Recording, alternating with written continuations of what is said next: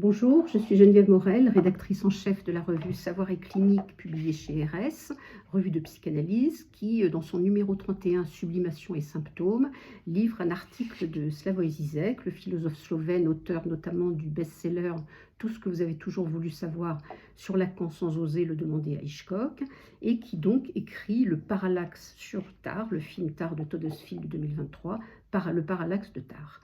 Le parallaxe, donc, c'est une manière de...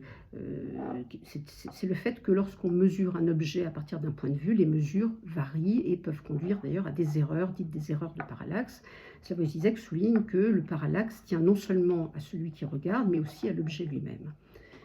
Le premier point de vue de la critique sur Tar, ça a été de dire que c'était le point de vue de la cancel culture, montrant que Tar est un film qui montre que Tar est un monstre, et c'est pas étonnant puisqu'elle suit le modèle des compositeurs classiques comme Bach par exemple. Deuxième point de vue contre la cancel culture, disant ce film montre la catastrophe qu'est la cancel culture puisqu'elle amène cette jeune femme brillante au néant.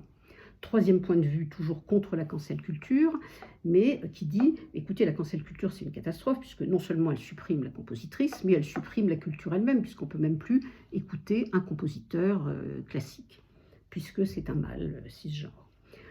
Par rapport à ça, donc, Žižek propose une nouvelle lecture, disant que Tar peut être vue comme une hallucination de Tar elle-même, à partir d'un certain moment du film que je vous laisserai découvrir, dans lequel on voit qu'elle est hantée par des fantômes. Ces fantômes sont-ils les fantômes d'une mélancolie qui a des remords des crimes commis, notamment du fait d'avoir poussé au suicide une jeune femme, objet de sa passion?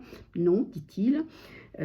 C'est une histoire de fantômes dans la mesure, il montre que l'artiste n'est pas seulement un génie, mais aussi un médium pour exprimer quelque chose d'une dimension intemporelle de la culture, ainsi que par exemple Hamlet trouve une lecture différente à chaque époque.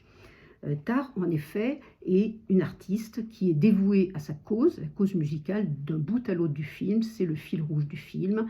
Avec la même passion, elle dirige Malheur et elle dirige un jeu vidéo à la fin. Et ça montre que la cause de son désir n'a pas varié. Voilà, je vous conseille de lire cet article qui passe par Marx et Hegel pour critiquer Tar.